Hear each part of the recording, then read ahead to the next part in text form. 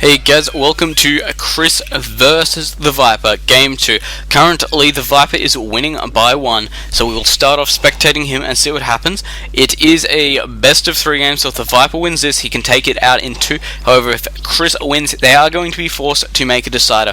I decided to air, the remaining games because, my internet's out, and if we know when your internet's out, you have nothing better to do. And honestly, I don't have any more recorded games that I can actually do unless you want to see the same players over and over again. So I figured I may as well just go with the series that I've got at the moment. So let's have a look at the bases, what we've got. For Viper, we have a back berry bushes, we have back lumber, and we have back gold. Pretty much perfect. He has a stone over here. Don't think that's going to be able to be harassed too much. This one down over here, different story. He's got his 3 gold ones here, all pretty safe, honestly. Providing, of course, he walls this up. He's going to have a lot of room there. So he's going to have a lot of room to move, and he does have quite a good little area to build up in. However, if we move over to Chris, I believe Chris has a big advantage on this map. His berry bushes are here, not going to be able to be harassed. He has 3 gold mines sitting right here by himself. And this stone mine here. They're going to be able to be harassed from the water after those range upgrades are done, but if the Viper is to come in here and just wall this area off, he's going to be in a lot of trouble. So basically the reason though I think that Chris has a better map in this is because if we look down over here towards the rest of his island, he's got a gold patch here and a gold patch here. So that's essentially 5 to 3, so he's definitely got the advantage there. And my other one is, if you look at this island over here, I like to think it's a lot closer to Chris, and Chris is definitely going to have the advantage when it comes down to getting that here. Especially with this dock already here and Viper already up here. Viper probably think it'll be on here, but it's actually down over here. So Chris, I believe it's 7 gold piles to 3, essentially. So I do think Chris comes in with a big advantage right there.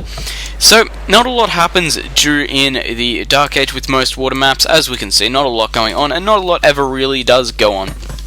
But as soon as both players go up, we know it's going to go pretty fast into a grush. Or drush. Grush. I like grush. Go for the grush.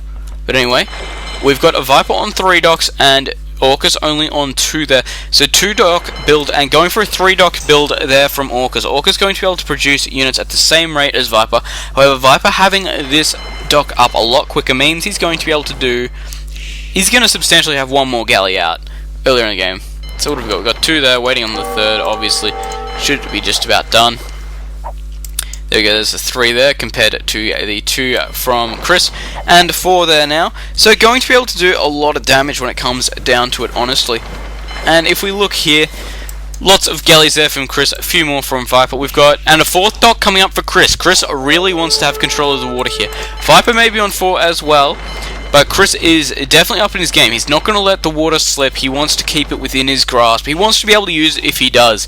Walling for the Viper now. If the Viper's not careful, he can lose this villager, especially if Chris's micro is up to par, which we all know it is. And there we go, losing that villager there. So going straight in for that kill. And we've got these fishing ships down here. At this point, neither player's gone all in on the water. They have got a substantial amount of galleys. They are continuing to produce them, as we can see if I click these buildings here. As soon as they have resources, they are just building galleys. And not too many fishing ships, honestly. Neither player has gone all in on the water for food. They've got berry bushes still. They've got farms. Both players like that. Berry bush farms. So not a lot they can really do there, honestly. Taking out this wall here, so Chris is pretty much free to enter Viper's base whenever he really wants, honestly. Not a lot he can do to stop him at this point. The galleys are quite equal, but I do believe Viper is down. 4 docks are still there for Chris and 4 docks for Viper, so they are on a pretty even playing field, honestly. It could be a lot worse, but it seems pretty even to me. And we've got Viper here slowly taking out this wall by the looks of it. But not a lot going on, nothing really too major. We'll swap over to Chris to see if Chris... No one going up to Castle Age yet, and I just realised I forgot to put the game counter on. I'm so sorry, guys. But if I stop recording, well, if I try to put it up, it's going to stop my recording, so I'm really not keen to do that, honestly. And continuing to fight it out down here. I am sorry for the game counter, I'm really sorry. But continuing to fight it out down over here. And fighting. Just so you know, I really don't want to do it because I've already done it once because the mic wasn't working. Continuing to fight this out. Looks like Chris is going to have this one here and continuing to fight it out down here. Chris going for a 5th dock there, so he is definitely going to have the advantage when it comes to also going up to Castle Age. I believe both players are going to Castle Age. Scores are still very similar right now. Chris is only up by 100 points, and that's mostly because of these fishing ships being down here, I would say, and the fact that he's got that extra dock up, going to be able to produce galleys a little bit faster.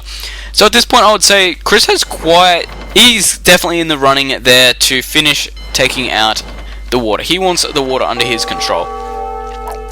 More galleys are being created for Viper, however I don't think it will be enough at this point. And both players, Viper going up to Castle Age there, War Galley being done, Chris going up to Castle Age there. Chris obviously going to be doing that War Galley as well. However, Chris is still going to be able to produce 4 galleys at a time, where Viper cannot. And here we go, War Galley, there we go, War Galley there, deciding to circle back around and get him, but War Galley there as well. So he's just lost his advantage there, which is just too bad. Continuing to just fight it out in the water, honestly. It's going to come down to who controls this patch here.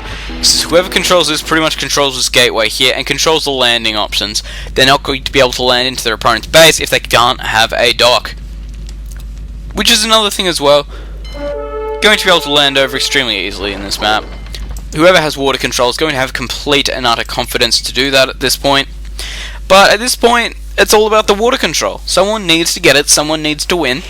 Chris looking like he has a lot of extra galleys there compared to Viper. Viper is down by a lot. Demo ship being used there, but it looks like it headed the wrong direction there. Bugger, rally points are not always nice. And see, now Chris knows this trick. He knows Viper's going to come up here and come back around, try and collect the extra ships off here. He is too smart for that now, so what's he do? He splits his force to come up here. Starts taking him out with these galleys here, and he brings this force up around here to actually shoo him off down here. And that is honestly a great maneuver there from Chris. Having these ones here to back it up if anything comes out, that honestly is a great maneuver. I'll probably put that in replay just so you can see that again, because that was very well done there, very well split. Chris doing the smart thing, scouting for more docks, not finding any. Definitely doing the smart thing there. So what can we expect now? We can expect now that Chris has the water control. He's going to go, he wants something more. He wants more out of it. He's going to come up here and he's going to try and build into Viper's base. I'd see multiple castles probably coming up in this area here. Just because it's going to be easy to defend, especially with this hill bonus here. If he can get units up here, it's going to be pretty much a massacre, honestly, if he can get some archery units up here. There we go, so archery range is being produced. Going to be able to do quite a bit of damage. Has Viper noticed? I would say that Viper's realized now that Chris is going into land combat mode. I'm surprised that Viper didn't switch over quicker, honestly. It did look like at a point there you could pretty much tell that he was losing the water, so I'm a bit concerned that he didn't switch over already. But nothing he can't do. We know from the Viper that he has great micro abilities and that he's just all around good player, so he might be able to come back from this and might be able to take it into 0. Here we go, Viper with a few cavalry archers out there. However, Chris is going for the harass at this point, getting quite a bit of damage there, and these villagers might be in trouble if they can't finish this archery range in time. There we go, just managing to get it there. Multiple cavalry archers getting up on this hill, trying to get the advantage. Chris definitely keeping it to himself. That's why he's built these archery ranges here. He wants this area to be his control. I'm surprised we haven't seen a tower or a castle come up here yet. Chris definitely has the stone power for a tower. There we go. Bringing a castle up now. So that castle is going to be able to pretty much hold this position here. Means if Viper comes up on the hill, he's going to get attacked by the castle, which isn't good. Nobody likes to get attacked by the castle, especially when you only got cavalry archers. Cavalry archers do have pretty decent... they do have pretty decent hit points and whatnot, but they still do go down like anything else to castles. Except rams, of course. Rams do sit up well against castles. And Siege Workshop coming up here for Viper. Viper going to be able to push it out extremely well if he can get a lot of siege rams. Well, just rams at this point. If he can get a lot of rams out, he's going to be able to counter pretty much most of Chris's army at this point, considering it's mostly made up of cavalry archers and a forward castle. However, we do have a knight coming out there, so that knight is going to be able to ward off these battering rams very, very easily, honestly. Cavalry archers there, however, coming up to attack these ships, probably the wrong idea. Probably could have pulled these cavalry archers back a bit just so those ships there could get some shots on them. Definitely would have been able to do. So that's it done. And lots of cavalry archers up on here for Viper. However, mangonels down on the low ground for Chris, going to be able to hit and get some awesome kills if he manages to. Looks like this castle will go down, honestly. It's got 5 rams on it there. 6, sorry. 6 rams, so he is going to lose them. These knights are proving to be very effective versus cavalry archers and these skirmishers, going to be able to keep fighting it off down here.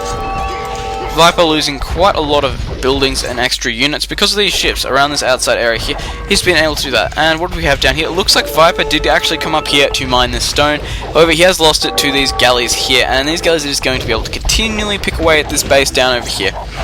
Slowly have more and more units coming in for Chris, and another castle going up here. Another castle, of course, going to be the main attraction to beating the Viper at this point. Just pushing forward with these castles, because that's going to force the Viper to produce siege, and we all know siege is very expensive gold-wise. And those knights paying their weight, definitely. That castle going up, going to be able to use that to his advantage to secure this position here. Does look like he's pushing in hard though. Chris currently up by 2,500 points, so he's honestly in a very good lead right now. If the Viper can come back from this, he will be a pretty damn amazing player. 2 siege workshops coming up there for Viper. And in this gold area down here, only 188 gold left there, so that's not too bad. But we do have more harassing units just sitting around this area, honestly. Not a lot that Viper's going to be able to do about it. Chris is pretty much cementing himself in here, putting another castle up over here. This could be a nail in the coffin right now. It's going to pretty much certify this forward base. It's going to be very hard for Viper to bring down, especially when he's only got a few gold left. And let's check how much gold he actually has. Viper on 57 gold, and I think he might be marketing, honestly. Do we have a market around for Viper? Can't exactly see one, but it does. There we go. It's in plain sight. Of course it would be. Keeping this castle up here, though, luckily, going to be able to keep pushing these cavalry archers here back. And if you haven't noticed already, Chris is actually going to the Imperial Age. Once he gets there, it's going to be a good game for Viper. He's going to be looking at facing up against Hussars, Elite Tarrakans, and Elite, well, I think it's Heavy Cavalry Archers actually, as well as those last upgrades. There's not much point staying in. There we go, finishing the game there. Chris playing a great game now. I was going to say abnormally great, but Chris just generally plays a great game. Especially playing against someone like the Viper, who's definitely up there in score, probably one of the best new players around. So, thanks for watching. Comment, rate, and subscribe.